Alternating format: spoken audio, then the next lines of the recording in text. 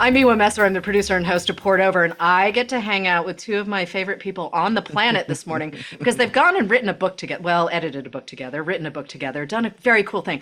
Saeed Jones and Maggie Smith, as far as I'm concerned, need no introduction. But I will say, both poets, both memoirists, both now also podcast hosts. Saeed, you know from Vibe Check with Sam Sanders and Zach Stafford.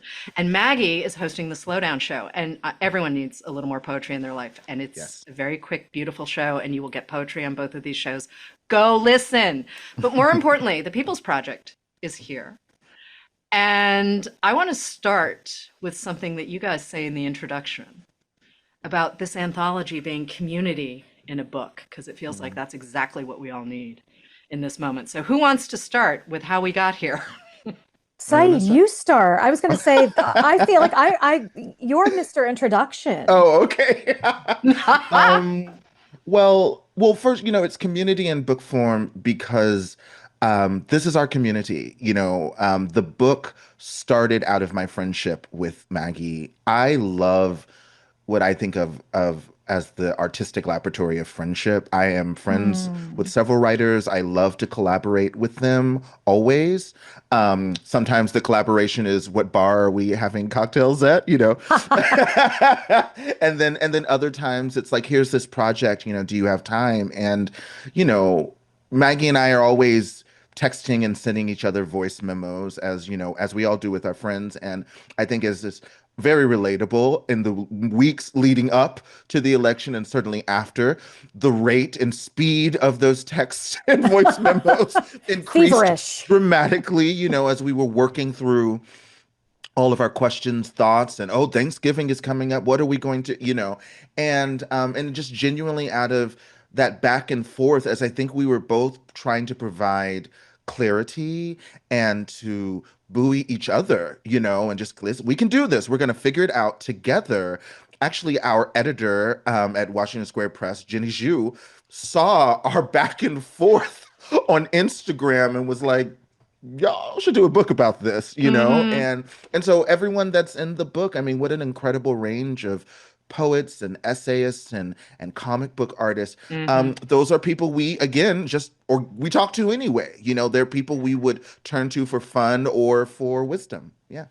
Yeah. So it gave us an opportunity to reach out and say, okay, if we could sort of gather people at this time, like what voices do I need in my head? Like whose wisdom, whose defiance, whose joy, whose self-possessed quality Yes. at this time, Right. Absolutely. right? Like who's like calm, frankly, in the face of all of this. Like whose voices do we need in our heads, and who can we gather between two covers so that people can both hand this thing to somebody like-minded.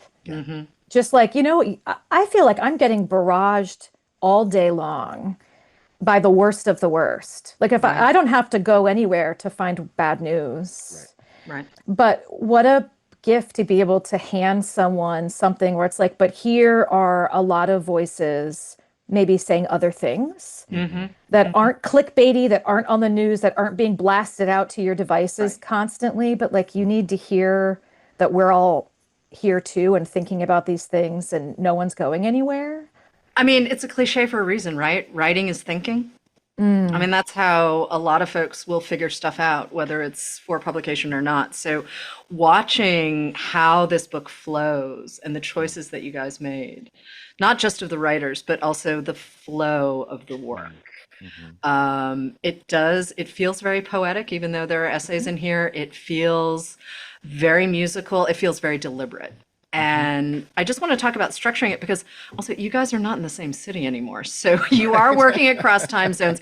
You are both traveling quite a lot for your day gigs, as it were. So how do you start assembling? I mean, can I make a Marvel joke for a second? How do you end up creating sort of Avengers the Assemble. Avengers of poetry and prose, right? Like, I mean, and I'm only gently teasing because I mean there are some great Joy Harjo's here, Alexander Chi is here. Like there are some folks who are being taught in classrooms and who have been doing, folks that I quite enjoy seeing their names and I quite Yeah. enjoy seeing whatever they're doing on the page. And Yeah. I always feel like I walk away a little bit smarter Hmm. after I've Mm, engaged with their work. So, how Yeah. do we do this? It's funny because like I'm in my apartment here in Cambridge and I'm sitting Mhm. at my desk and I've got like all my Toni Morrison books, Mhm. lined up and my copy of the anthology here. But it just occurred to me, I don't think I did any of the work for this book at my desk. It Okay. was it was very much like texting Marlon, "Hey, would you do this?" We were a lot of Google spreadsheets. It was a lot of I think I worked on the first draft of the introduction on my phone Hmm. in an airport lounge. Oh, Like I it love was a that. lot of, and oh we have a yeah. group text with our editor. It was very, It's me on the rowing machine, yeah. like me getting off the rowing machine and Yeah, being like, yeah. sorry, I'm on the rowing machine. I just Uh-huh. saw this. Here's what I'm thinking about this. Yeah, And can we move this earlier in the book? And can we right. move this later in the Hmm. book? Because Hmm. it feels like it should come later. Okay, I'm back on the rowing machine. I'll talk Yeah. to you guys You're in later. the back Right. of an Uber looking at different images for the cover, Hmm. what color blue. Yeah, so I mean it's part of why I love it. Form follows function, that Yeah. idea we get from biology. And I think, you know, and there's a reason why it feels like a poetic book because like Mm, all of that sense of flow, that sense of translation. Hmm. Two friends who are texting who would ask each other for advice anyway turn to other friends who are writers that they would turn to for hope and advice Hmm. anyway. And I think as an extension, that spirit, I really like I was like rereading Trace Strangio's piece this morning, and Yeah. it's just one of those things where one, you feel emboldened, you feel like you have a little bit more oxygen in your lungs. But I also think every piece in this book, you naturally want to turn to someone else that it reminds you of. You know what I Hmm. mean? So I think that's part of the structure too.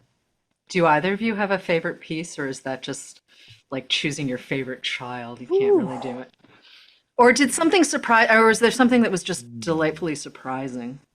I find all of them surprising, Hmm. honestly, Hmm. but I Hmm. will say um, I was on an airplane. I think I was on book tour for was I on book tour for Dear Writer? I think You I were? Hmm. was You were. when the Yeah, you were on first book tour while we were doing a lot of this work, yes, right? Right? that's right. So I read the first draft of Hmm. everything together. Jenny got me a bound copy Hmm. and sent it to me so I could bring it on book tour. And so I read the first draft, not in order, but just like Right. the bound Hmm. manuscript on a plane from New York to Boston Hmm. and was sitting next to my agent. And she had headphones on and didn't realize until a couple minutes in that I was just sobbing Hmm. Hmm. in the seat next to her, just Hmm. tears rolling down my face. And then she rips off her headphones and gets me tissues. And as soon as I land in Boston, I'm texting Saeed from the airport because Hmm. I'm going to see Hmm. him that night. And I'm like, Yeah, I'm here. I can't wait to see you. Also, can you believe this thing? yeah. Like, can you believe what they did? Like, Hmm. what Hmm. all of these people showed up with? It's like you have like the best potluck dinner ever. Like all Hmm. these people showed Hmm. up with this brilliant stuff. And the thing that got me on the plane was the end of Alexander Cheese. Right. Yeah. Right. The piece That about his grandparents. Yeah. that piece, the last like 5 sentences of Yeah. that Hmm. had me absolutely sobbing. And then I couldn't recover. Like once you're crying, Yeah. And then you then the turn the Randall page and you're Mann like, poem not you gets you, too. and then Yeah. Victoria Chang hits you, and then Aubrey's Yeah. Hmm. comic hit me like Yeah. a ton of Yeah. bricks because I have a son. And then, Yeah. so yeah, there's something. I want to say there's something for everyone, but I Yeah. think there's something for everything in us, Yeah. Right. like Yeah. in each of us here. Yeah, my mind is racing because there's so many. I mean, one, I love um Eula Biss's essay on women in France fighting Hmm. fascism in their way. Yep. And Mm, then, and often conversations and all that. And then you get to Aubrey's comic, which is about a mother talking to her sons. Hmm. And I was just like, and I don't even know if these two writers, I don't know if Aubrey and Eula have ever met each other, but Right. their mm, work is in such conversation. That was one moment for me. And then Kiese's essay, I love because it's like he created a new form. It's almost like it's almost like a poem, and it really captures what it feels like to just like be in private conversation with Kiese. I felt like I was like sitting on a porch with him in Jackson, Mississippi, you know.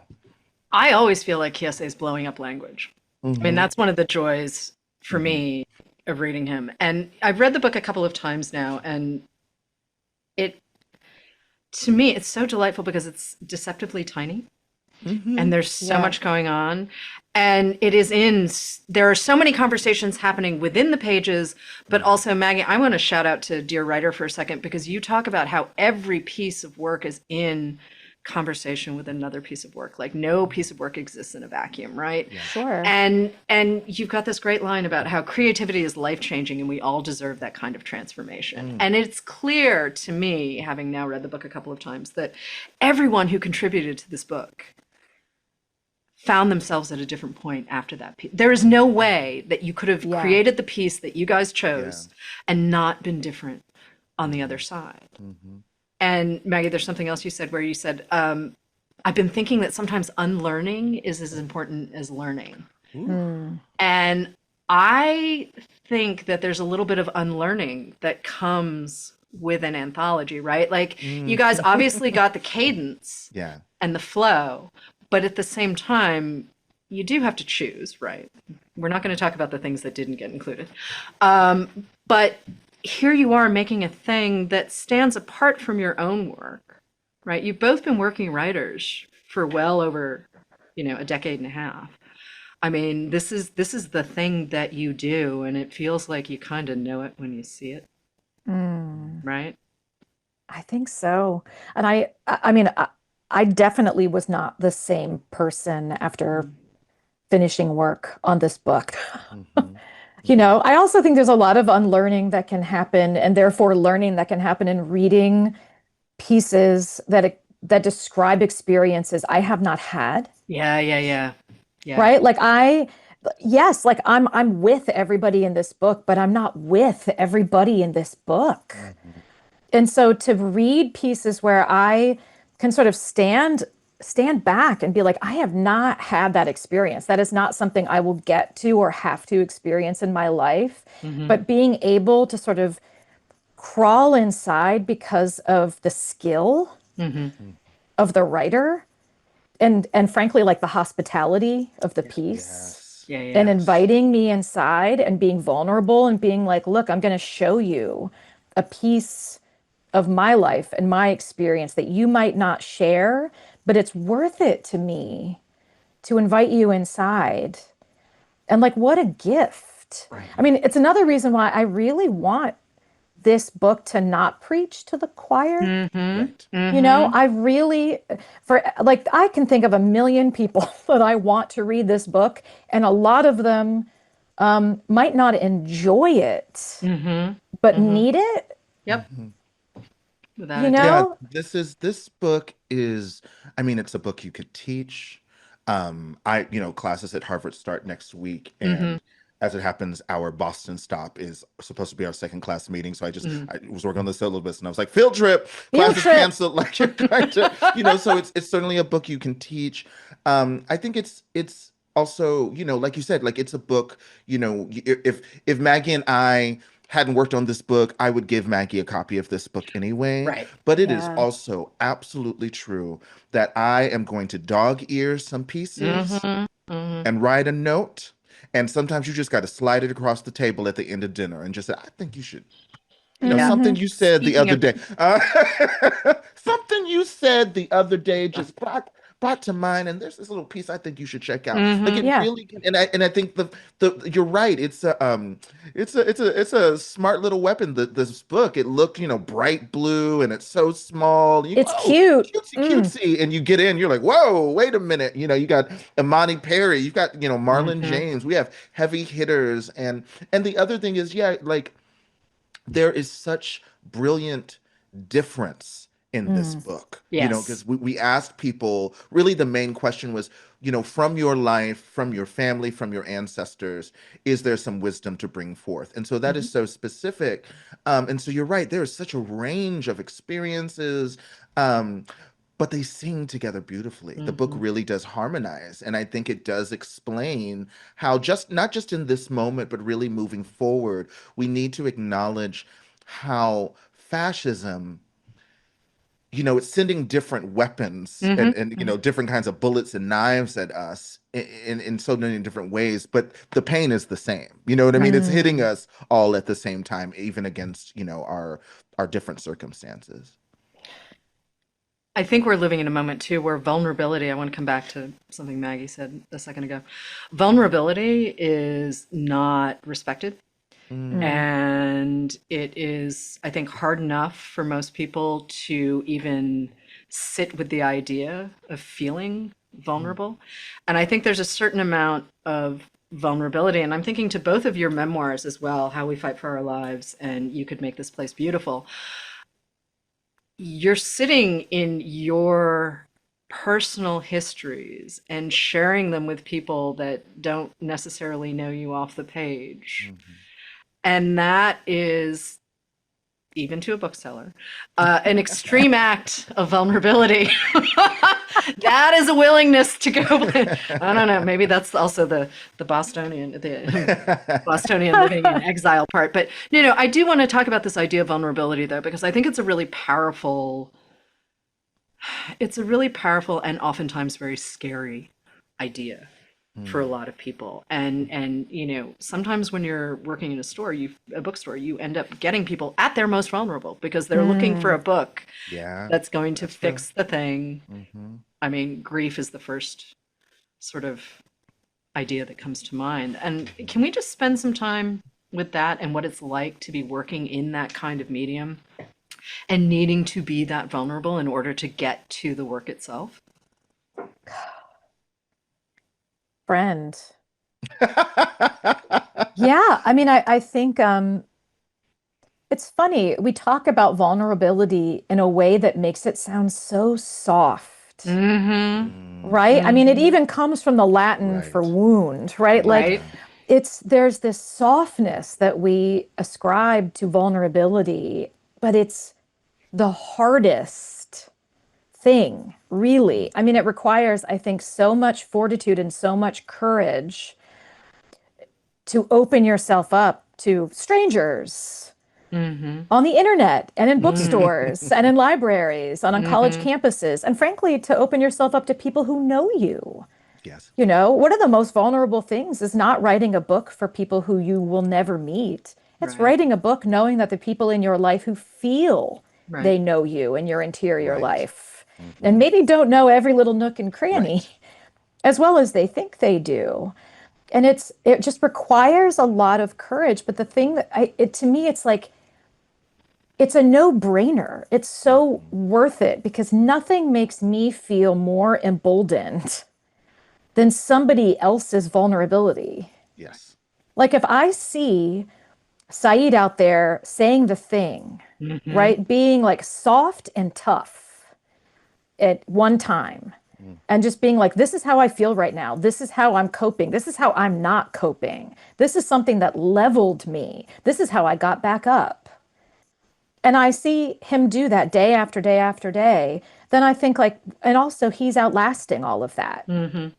He's not just surviving, but thriving through all of that. So can I do that also? Like that gives me the ability to go and do that too. And we act as like permission slips in a way for right. one another, both on and off the page. Yeah. Like let's have books do that. Yeah. Mm-hmm. It's a way of, it makes me think of, and I write about this in How We Fight for Our Lives, as a teenager.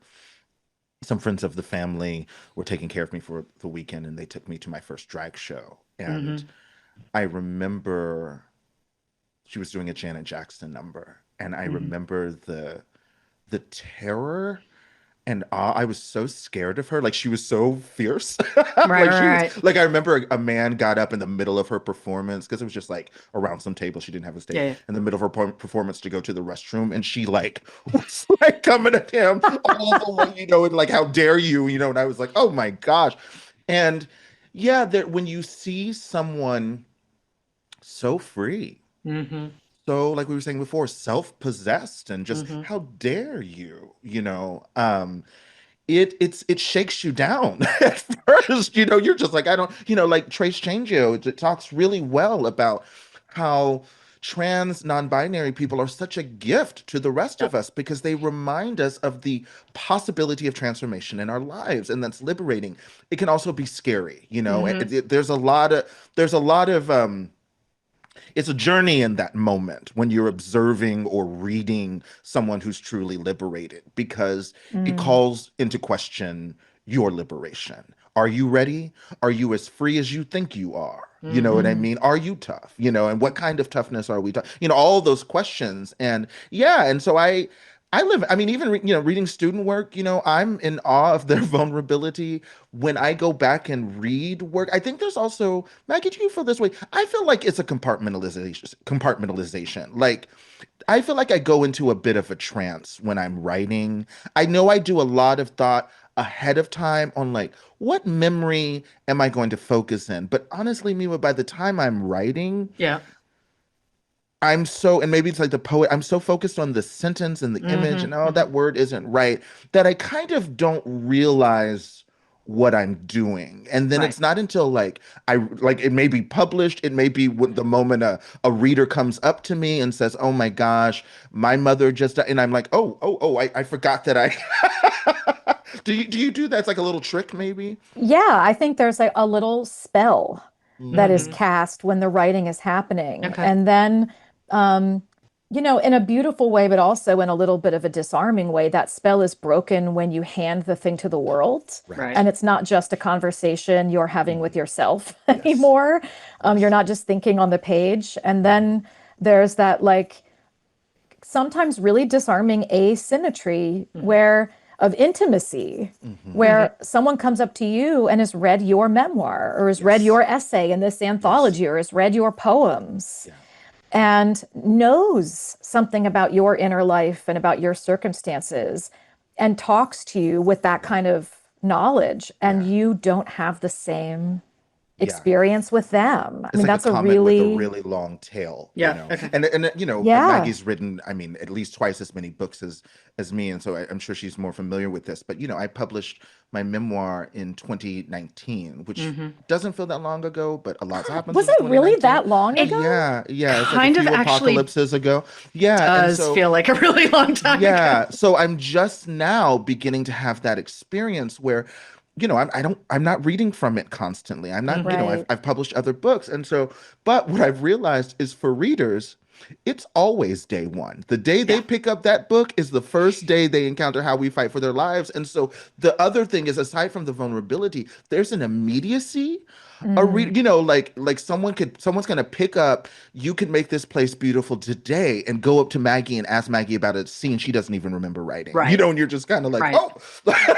So the vulnerability also, like grief, these qualities transform over time. Your Over relationship to it time. Hmm. changes. Yeah. Hmm. But it also seems to me that without the vulnerability, we don't get to authenticity. And we're living in this moment where what does authenticity mean? There are people who cling very close to the idea that I must be my authentic self at all times. And yet, if you're measuring yourself up against, oh, I don't know, a stranger on the internet, or AI, right? Like, what Mm. is that? How does that shape, right? Metaphor is the thing that gives us language. Metaphor is the thing that gives us connection. Metaphor is a deeply human response to language. And I don't think it can be faked as well as some folks might want it to be. And it goes back to that immediacy that you were just talking Mhm. about, Saeed, too, where like someone's experiencing your memoirs for the first time and everything is new, right? Mm. And it's still 2019. I'm like, I had a moment where I was like, wasn't it 2012? I mean, time No, yeah. time has gotten really weird. Time has gotten really Really weird. weird. So Yeah. weird, Really but weird. the idea that someone can come to the People's Project though and dip in, you don't have to read it front to back in a linear Hmm. fashion. You can dip in and You can out. skip around. You can read it Yep. in one afternoon. So You you can, hit yeah. all of the different bits of metaphor, but you also break genre, right? Mhm. This is a mix of poetry and prose and a mix of writers who write across Mhm. different genre. And, you know, granted, there are folks in the world who are like, I love my genre, this is the thing I do. And then there are other folks who are like, I just want words on the page and I want my heart broken and I want my mind blown up and I want all of the things. And I just want to know that I'm not actually alone in the world. Mhm. Uh, Um, and I just, can we talk about genre for a second? Can we talk about, maybe it's more useful for me in my job than it is for other people? yeah, I think genre, if you're a bookseller, is really useful. Hmm. Genre, if you're a librarian, is Yep. really useful. Genre, if you're in marketing or Hmm. publicity, Mhm. Hmm. right? Like we have to know where to put Right. books, Right. And where how and to, where the audience for that book, is most likely to be. Right. yep. Sure. It makes a Hmm. lot of sense. I think though, I mean, my personal approach to this is that I don't think genre is very useful when you're making a Hmm. thing. Hmm. When I'm making something, I sort of just go with where the language takes me. And sometimes it ends up being an essay, and sometimes it ends up being a prose poem. And Hmm. sometimes those two things look awfully alike. Hmm. And sometimes it ends up being a poem. And one of the most exciting things for me about the People's Project is the variety. Yeah. We have like a traditional sonnet by Ada Limon, Hmm. and then there are prose poems and Yeah. micro essays and Comics. graphic Yeah. art. Yeah, I mean Yep. Yeah. there's so much, there's a little something in there, and people are actually going a little outside of their own Yeah. Hmm. Everyone kind of boxes. pushes it a little, I feel. Yeah. Uh-huh. Yep. Yeah. I mean, look, I've walked into bookstores and notice that one of my books is obviously like in poetry, and then it'll be in memoir, and then it'll Hmm. be in African American studies, and then it'll Mhm. be in what there's like a LGBTQ genders, it's Hmm. Self-help. Yeah, I Southern mean, writers. And it's just like, and literally I've seen like some booksellers, and this isn't the worst idea. They just take some copies and put them here, and some copies and put them there, and it's just like you'll find it when you find it. I mean, something I think about is our media landscape, Yeah. and I think you see it reflected in the different shapes and functions of the works in the book, because yeah, you read an essay, and then you read a news article, and then a friend sends you a TikTok that's surprisingly insightful, and then Hmm. you see a Instagram post that hits you like a ton of bricks. And that is how we, particularly like you mentioned, that when you have that. I was raised Nichiren Buddhist, and it's often called like a seeking spirit. Hmm. When you that person who walks into, I remember like walking into a bookstore, and was bereft. I was at McNally Jackson in New York, and bereft and really struggling, and no, I was just looking and looking, and nothing Hmm. worked. And then I just saw this little book, and I grabbed it, and it was um rarely discussed memoir by Lucille Clifton. She published a very slim Generations. I'd never heard of it Generations. before. And it Yep. was, and it's spiritual. And Hmm. and so when you have that seeking spirit, when you've had your heart broken, or you've got a child and they're going through something and you don't know what, you will take that wisdom, that wind from wherever direction it comes. Hmm. You're Hmm. not very picky, and so yeah. because the People's Project was written in a moment of a seeking spirit, I think we wanted to bring that. If you're coming to this book out of deep need, I don't think you care very much about the form or the genre. I also think it feels really expansive, even though the page count is not, we're not doing Lord of the Hmm. Rings here. Hmm. But it feels really, really expansive to me. And Said, I know you've spoken about the influence of Toni Morrison's Sula and James Baldwin's Another Country on your memoir, right? So you're Hmm. pulling from fiction to write a memoir.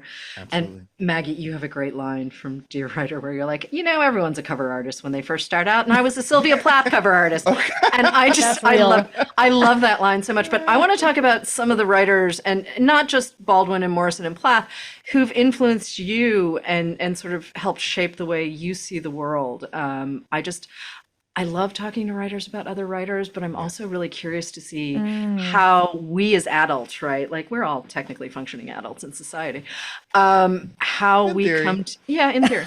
How we come to, Ideally. yeah, well, we do what we can.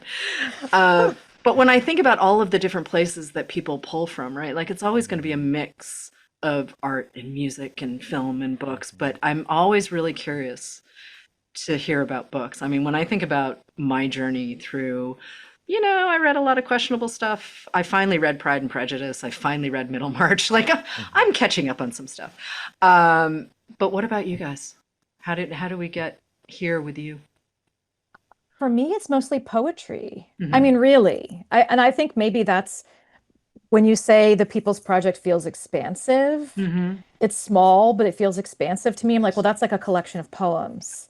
Like Mhm. all of, even though this is not a collection of exclusively poetry, I think it moves like a book of poems. It feels like a book of poems. It's got that like Mary Poppins bag quality, Yes. Totally, right? Yeah. Where it totally. looks like, how did a hat stand just come out of there? How did this just come out of there? You know, whenever I read a book of poems, it's like the slimmest thing ever. And you could, yes, just tear through it at a coffee shop in a half an hour if you wanted to, or you could read that book every day for a month and find something different inside of it. And so I think that's the feeling that this book has. And for me, most of my core sort of writerly influences, I think, are poets. Mm. It's just how poets and I read a lot of nonfiction. I don't read as much fiction as I Hmm. read nonfiction and poetry. It's like that. I think that the craving is like the human being speaking to me with Mhm. with is like the least mediation possible. Hmm. Mm. It's the intimacy, It's right? that it's yeah, yeah, it's the intimacy. What about you, Saeed? What have you been? Um, I think like an unexpected influence, or rather an influence that I don't talk a lot about, is Mm. theater and playwriting. Ah, Hmm. When I was early, I mean, still, I still read a lot of plays. Hmm. Um, but particularly when I was an emerging writer, I would study a lot of plays. The beginning of the pandemic, I got there's you can get all of August Wilson's. There's an Oh, edition yes, that you has like can. all of the book, and I just read the whole century cycle. I remember, for Prelude to Bruise, my first poetry collection, it was Mm. very much informed by Terrell Alvin McCraney's. He has it's like a set of three plays, a triptych called the Brother Sister plays that you can get in book form. It was performed at the Public, and it's set in, it could be Miami, it could be New Orleans. There's a hurricane coming. um Gods are walking amongst everyday mm, people. There's a queer young like all of that understanding that we can bring the mythic, the language of folklore to a contemporary, very there's a whole play that's set in a mechanic's garage. Like it just like very grounded and still lyric, and the magical realism can come, and it doesn't have to feel lofty and Grecian. You know what I mean? It can be black as hell and queer as hell. That opened my mind up to my possibilities, and I think you see that a lot in Prelude to Bruise in particular, and writers like Sarah Rule. I oh, think I love Sarah Hmm. Rule. yeah, because Hmm. because I think a play is very much like a poem. When you walk into the theater, you have no idea what's going to go on in the box of that room. You know what I mean? You have to, a playwright and the directors and the scenics and the costume, they have to teach you. Yeah. Right, you have to learn, and then most good plays you unlearn. Right, if you go Mm, see Strange Loop, the set like Hmm. literally like comes apart, and so whatever you thought you understood about the context you're now in is upended in a meaningful way. And yeah, a poem does that. I mean, every single poem, you just don't know what's going on. I'll never forget the first time I read Patricia Smith, and she's a huge mentor of mine, Hmm. and she's in the book as well. The first time I read Blood Dazzler, and I was just a yeah. Yeah, yeah. a little, grad student, and I made my way all the way through the book without realizing at first that every damn poem in that book is a formal poem. Yeah. Every poem in that book Yeah. She is is some type of sly formal poem because like Yeah. she's that. that good, and you're just like, Yeah. what? No way. And then you go back, you know what I mean? And so yeah, I think, and again with the People's Project, you kind of, if you read it without the table of contents, you would really be shook because you don't know I mean, like Sam Sachs, I feel like has invented a new Oh, form yeah. with Oh, that those, poem. I love it so yes. much, you know what I mean? So yeah, the I think poetry teaches you how to productively startle a reader. Yep. I love that feeling, and it just kind of it wakes you up. It wakes you up, you know. Yeah. Listening to you riff on reading plays, though, I mean, it just, the dialogue is what's pushing us forward, right? Like, Right. I think of poems, and I've never formally studied poetry, but I feel like poems are always in conversation. Like they can't exist outside of being in conversation with the reader. Right. And it Mm. feels like, again, that intimacy, that Mhm. contact, that connection, that conversation, Yeah. right? Like we don't exist. There is this idea that reading is a really passive act. There's this idea that writers, Mm. sit in a garret and do the thing, and then they emerge and blinking into the sunlight kind of Mhm. thing. And this book to me is just in conversation with so many bigger pieces, that there's a genuine sense of wonder, there's a genuine sense of discovery, or in some cases rediscovery. I mean, again, there are some writers who I'm very, very familiar with who are here, and yet at the same time I'm like, oh, but it hits differently when you're reading Ada Limon here, Right. or Yeah, all context. of it, right? And Yeah. I like having different angles of approach. Mm. So what's next for you? What's next for you guys? I mean, Saeed, you were working on like three collections of poetry. I feel I, like I Maggie, you're always working on something. I was working. I'm technically working on, well, now two books at once, a poetry Okay. collection and a memoir. So it's a lot, and a very expansive memoir because it has, I'm writing about myself in conversation with three Black queer poet ancestors, Langston Hughes, Polly Murray, and Audre Lorde. It's called Mm. Home Out There. And so right now I'm working on a scene set in like 1914, which I never expected that I would confidently be writing about a scene, a century ago. But yeah, it's really fun. And I can see the through line. I think Maggie and I joke, neither of us went into 2024 expecting to work on an anthology together. I mean, all of my friends have so many jobs and are working on so many things at once. But this book just appeared in a really organic way. And now I'm very grateful for it. It's Yeah. very much informed, the prose I'm writing for the memoir, and it is guiding me towards, the focus of the poems, because yeah, you can write poetry, about anything, but I'm really like, okay, where do I go next? Where do I, like, you're right, that ongoing conversation with the reader from one collection Hmm. to the next, one book to the next. How do we push it forward? I don't want to repeat myself without meeting. So how do I kind of expand or redirect? And there's some good wind in this book. There's some good wind.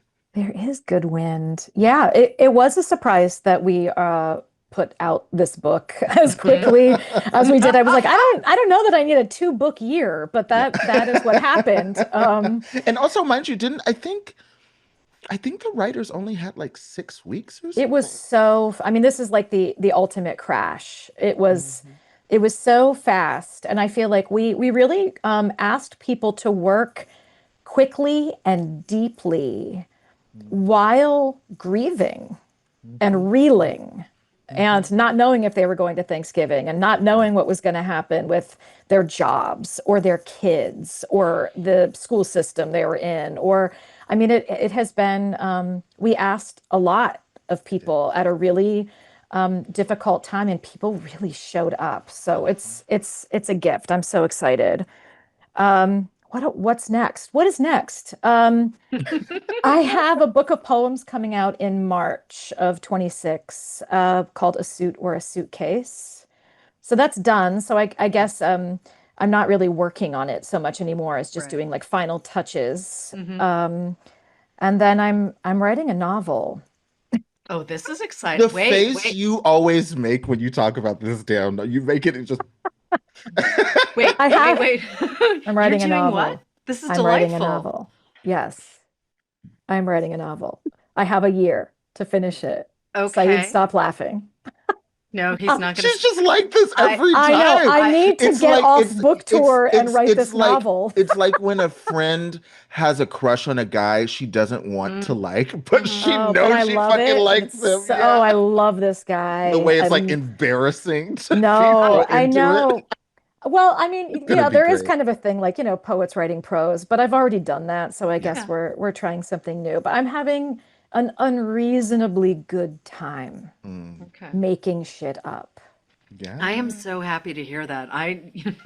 Now I'm gonna not sit quietly in the corner waiting for that. I mean, Saeed's going to be done with the memoir when he's done with the memoir. I respect the Uh-huh. process, but now I'm just like, okay, you have a year. I have a year. I'm Look out, perching because on I'm you perching on start the edge getting of my texts seat. from me with like, what? How we Uh, doing? How How we are we doing? oh doing? no, respectfully, I am not that person because that is just rude. No, I mean, I would really like to read this novel, but oh, pressuring a right? No, that's why you have agents and editors. That is not my Correct. Yeah. job. True. Nope. Nope. We're Well, plugging but along. truth be told, something that Hmm. Maggie and I have in common is we are overworkers, and Yes, Mm. no one pressures yes, us like we yeah. pressure No, that ourselves. is. No one pressures us like we pressure No, ourselves. that's That real. is absolutely true. I mean, listen, readers benefit in the end, but part of why I want to tie all of the books together, right? The People's Mm. Project and the poetry collections and the memoirs. And Maggie, do we call the writing books, are those memoir? Are they advice? Writing? I mean, I call Dear Writer a craft book. I Okay, guess great. that's not Okay. really, I don't know, where do you I put think that in a I it's, would say I bookstore? think I don't, technically we put it in reference, but I think there's a subsection okay. for writing reference. But I think of what you both do as sort of a continuum, right? Mm. Like the Mm, work is always, each of the books informs the next. Yeah. And sometimes you flip back. I mean, Said, you know how much I love Alive at the End of the World. And you're doing a mix of prose poems and Hmm. very formal poems. And then, of course, um, Ashes. I'm not getting Oh. the rest of the title, but you Oh, damn it. wait, hold on. I have a copy right here. This is I I terrible. know. love this. That's This I is not love, terrible snow, because it's I ash. that's not snow, yes, it's it's not ash. yeah. And that See actually what is I the mean? Long comment. You'd be like, what? Someone right. tried to quote a poem to you? You're like, I wrote that. That sounds nice. Oh, I But know. You're like, is that mine? yeah, Okay. I like it. but here you are saying that's the heart of the collection, right? Like, Yeah. and Maggie, you blow up form in your memoir. I mean, there are chapters that are a paragraph and it's delightful. And I like that experience of being Hmm. surprised by a section that maybe is shorter than I expect. Hmm. I mean, Yeah. I think we Like could maybe do a a lot, sentence. right? But, Hmm.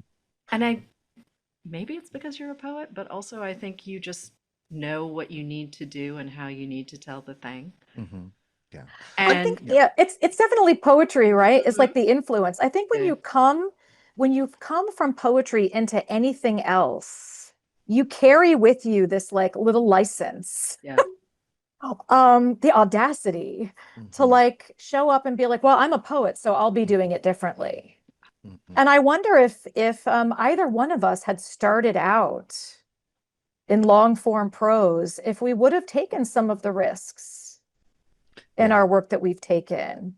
Because I just feel like the expectations for a poet in a prose space are automatically different.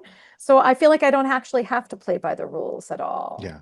I'm like, And well, what and do you and want? I'm a poet. yeah, and it's continually liberating, if I wrote How We Fight for Our Lives today, I know I wouldn't write it in the same way. As I'm Oh, writing that's so scenes interesting. in Home Out There, it's been informed by the other books I've written in the meantime. And so, Yeah. particularly, I find the interiority, like how do you explain how you feel in a moment? It's not like these concrete sentences. You really can bring in color and lyric, and that definitely comes from poetry, and I Yeah. really enjoy it. It really opens it up. Also, I just think regarding like the economy of language, and hmm using vignettes, and books like You Can Make This Place Beautiful. I think our brains are changing. I don't think it's just writers. I think mm writers are aware that, and I say this as I'm reading like Nicholas Boggs' wonderful 700-page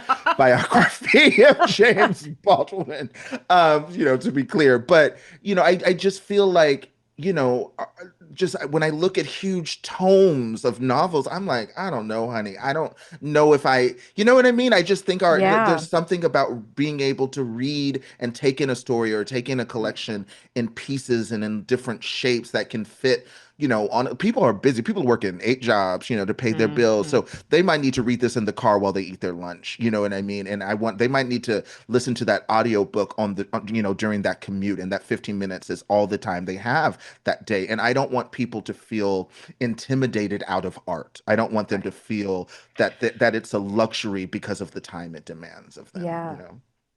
Yeah, no, I'm with you. I mean, I genuinely believe that there's a book for everyone. I really do. And I've met some folks in my day who said, "Well, I don't really read." And I'm like, "You haven't met the book yet. Right. Yeah. Promise you. It's the You're same with gonna music, meet right? Yes, Like you're gonna meet there's the something thing. for everybody. Art, You are just gonna in meet the general. thing."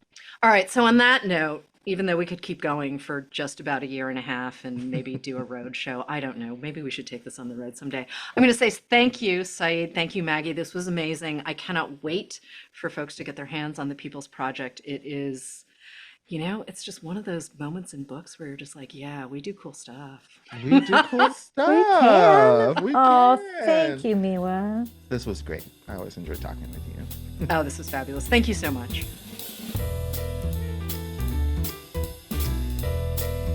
Thank you for listening. Poured Over is a Barnes & Noble production. To help other readers find us, please rate and review the show wherever you listen to podcasts.